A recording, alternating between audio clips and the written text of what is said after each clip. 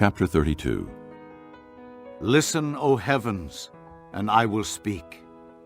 Hear, O earth, the words of my mouth. Let my teaching fall like rain, and my words descend like dew, like showers on new grass, like abundant rain on tender plants. I will proclaim the name of the Lord. O praise the greatness of our God. He is the rock. His works are perfect, and all his ways are just. A faithful God who does no wrong, upright and just is he. They have acted corruptly toward him. To their shame, they are no longer his children, but a warped and crooked generation. Is this the way you repay the Lord, O foolish and unwise people? Is he not your Father, your Creator, who made you and formed you? Remember the days of old. Consider the generations long past. Ask your father, and he will tell you. Your elders, and they will explain to you.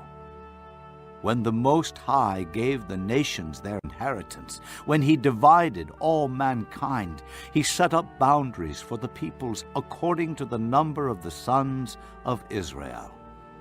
For the Lord's portion is his people, Jacob his allotted inheritance. In a desert land he found him, in a barren and howling waste. He shielded him and cared for him. He guarded him as the apple of his eye, like an eagle that stirs up its nest and hovers over its young, that spreads its wings to catch them and carries them on its pinions. The Lord alone led him. No foreign god was with him. He made him ride on the heights of the land and fed him with the fruit of the fields. He nourished him with honey from the rock and with oil from the flinty crag, with curds and milk from herd and flock, and with fattened lambs and goats, with choice rams of Bashan and the finest kernels of wheat. You drank the foaming blood of the grape. Jeshurun grew fat and kicked.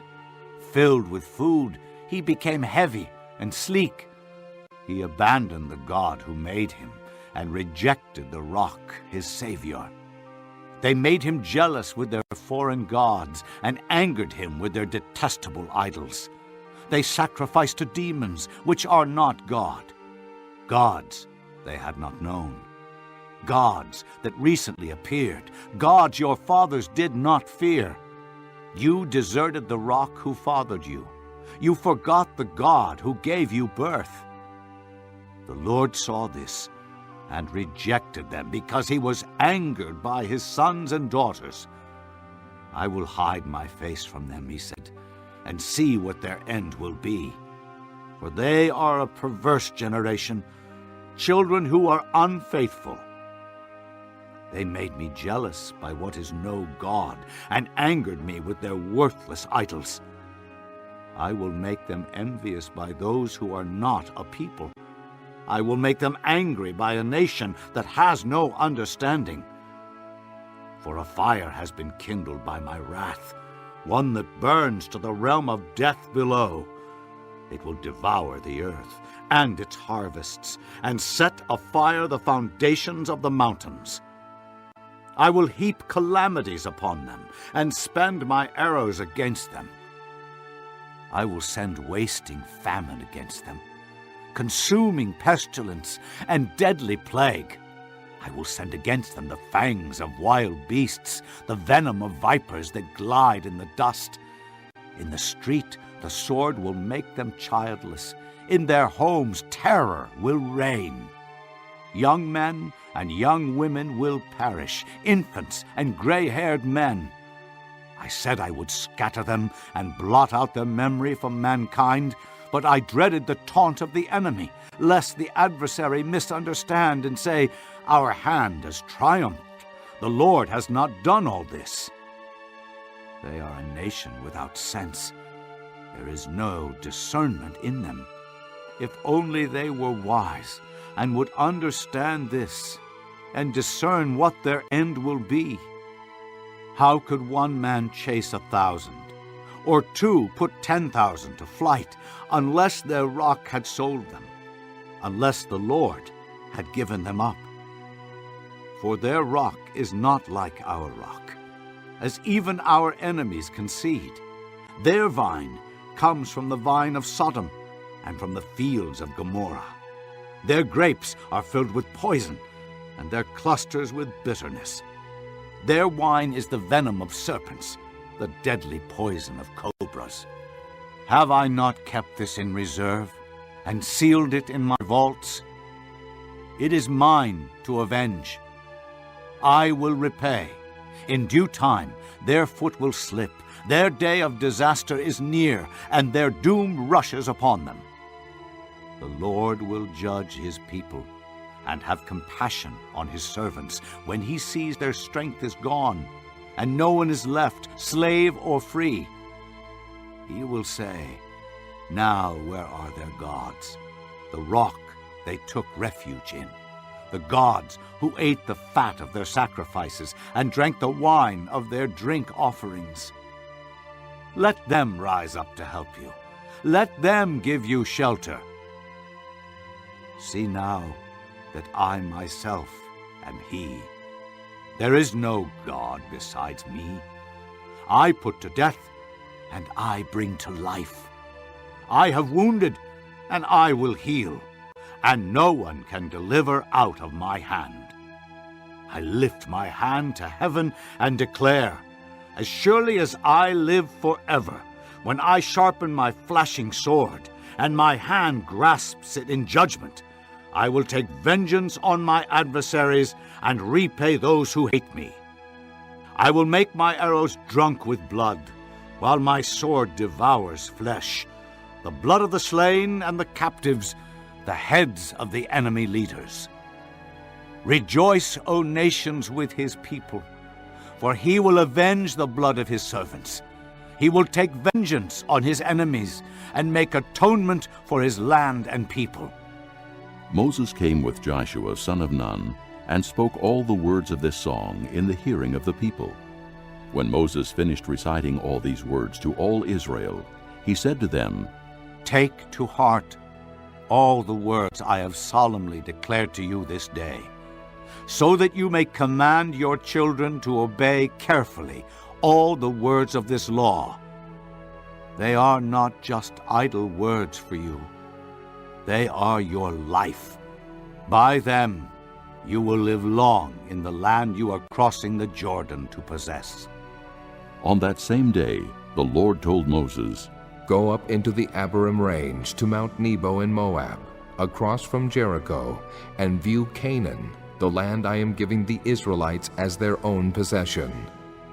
There on the mountain that you have climbed, you will die and be gathered to your people, just as your brother Aaron died on Mount Hor and was gathered to his people.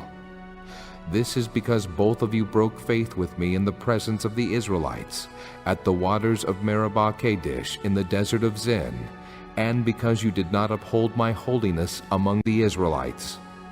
Therefore, you will see the land only from a distance.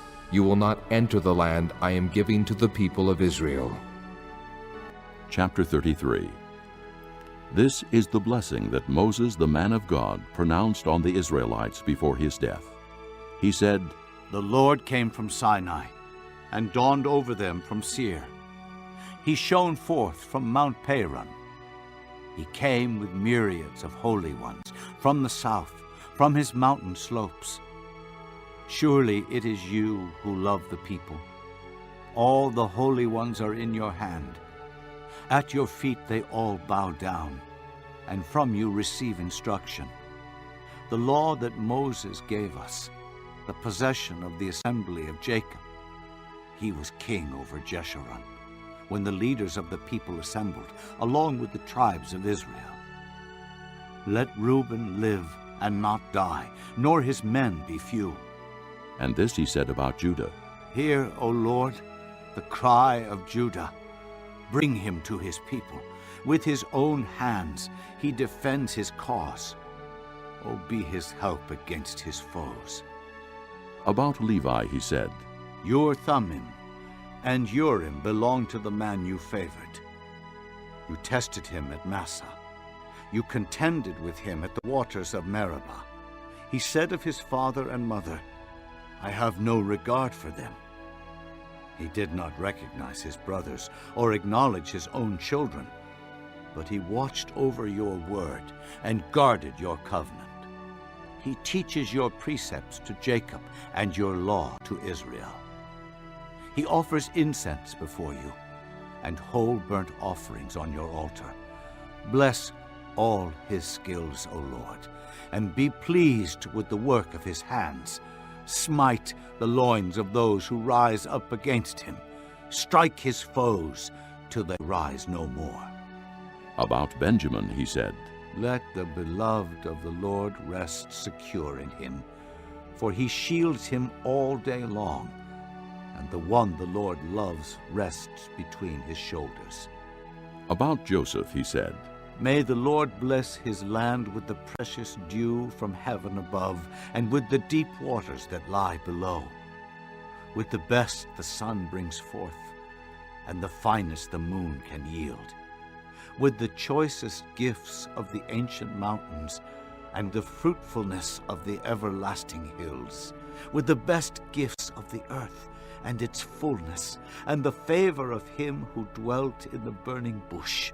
Let all these rest on the head of Joseph, on the brow of the prince among his brothers. In majesty he is like a firstborn bull. His horns are the horns of a wild ox. With them he will gore the nations, even those at the ends of the earth. Such are the 10,000s of Ephraim. Such are the thousands of Manasseh. About Zebulun he said, Rejoice, Zebulun, in your going out, and you, Issachar, in your tents. They will summon peoples to the mountain, and there offer sacrifices of righteousness. They will feast on the abundance of the seas, on the treasures hidden in the sand. About Gad he said, Blessed is he who enlarges Gad's domain. Gad lives there like a lion, tearing at arm or head. He chose the best land for himself. The leader's portion was kept for him. When the heads of the people assembled, he carried out the Lord's righteous will and his judgments concerning Israel. About Dan he said, Dan is a lion's cub, springing out of Bashan. About Naphtali he said, Naphtali is abounding with the favor of the Lord, and is full of his blessing. He will inherit southward to the lake. About Asher he said, Most blessed of sons is Asher. Let him be favored by his brothers, and let him bathe his feet in oil. The bolts of your gates will be iron and bronze, and your strength will equal your days. There is no one like the God of Jeshurun, who rides on the heavens to help you, and on the clouds in his majesty. The eternal God is your refuge, and underneath are the everlasting arms. He will drive out your enemy before you, saying, Destroy him. So Israel will live in safety alone. Jacob's spring is secure, in a land of grain and new wine, where the heavens drop dew. Blessed are you, O Israel. Who is like you, a people saved by the Lord? He is your shield and helper and your glorious sword. Your enemies will cower before you, and you will trample down their high places. Chapter 34. Then Moses climbed Mount Nebo from the plains of Moab to the top of Pisgah across from Jericho. There the Lord showed him the whole land, from Gilead to Dan, all of Naphtali, the territory of Ephraim and Manasseh, all the land of Judah as far as the western sea, the Negev, and the whole region from the valley of Jericho, the city of palms, as far as Zoar. Then the Lord said to him, This is the land I promised on oath to Abraham, Isaac, and Jacob when I said, I will give it to your descendants. I have let you see it with your eyes, but you will not cross over into it. And Moses, the servant of the Lord, died there in Moab, as the Lord had said. He buried him in Moab, in the valley opposite Beth Peor. But to this day no one knows where his grave is. Moses was 120 years old when he died, yet his eyes were not weak, nor his strength gone. The Israelites grieved for Moses in the plains of Moab 30 days, until the time of weeping and mourning was over. Now Joshua, son of Nun, was filled with the spirit of wisdom, because Moses had laid his hands on him. So the Israelites listened to him and did what the Lord had commanded Moses.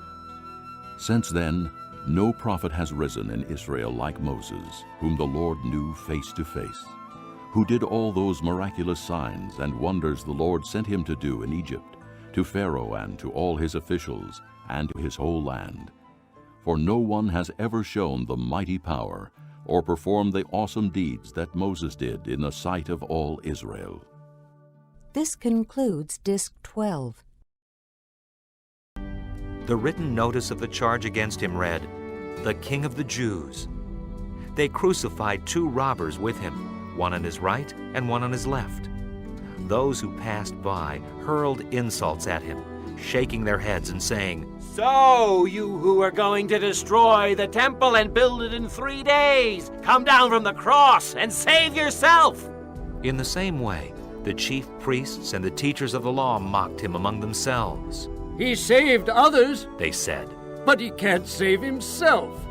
Let this Christ, this King of Israel, come down now from the cross, that we may see and believe. Those crucified with him also heaped insults on him. At the 6th hour, darkness came over the whole land until the 9th hour. And at the 9th hour, Jesus cried out in a loud voice, Eloi! Eloi! Lama sabachthani! which means, My God, why have you forsaken me? when some of those standing near heard this, they said, Listen, he's calling Elijah. One man ran, filled a sponge with wine vinegar, put it on a stick, and offered it to Jesus to drink. Now, leave him alone. Let's see if Elijah comes to take him down, He said. With a loud cry, Jesus breathed his last. The curtain of the temple was torn in 2 from top to bottom. And when the centurion, who stood there in front of Jesus, heard his cry and saw how he died, he said, Surely this man was the Son of God. Some women were watching from a distance. Among them were Mary Magdalene, Mary the mother of James the younger and of Joses, and Salome. In Galilee, these women had followed him and cared for his needs. Many other women who had come up with him to Jerusalem were also there. It was preparation day, that is, the day before the Sabbath. So as evening approached, Joseph of Arimathea, a prominent member of the council, who was himself waiting for the kingdom of God, went boldly to Pilate and asked for Jesus' body. Pilate was surprised to hear that he was already dead. Summoning the centurion, he asked him if Jesus had already died. When he learned from the centurion that it was so, he gave the body to Joseph. So Joseph bought some linen cloth, took down the body, wrapped it in the linen, and placed it in a tomb cut out of rock. Then he rolled a stone against the entrance of the tomb. Mary Magdalene and Mary the mother of Joses saw where he was laid.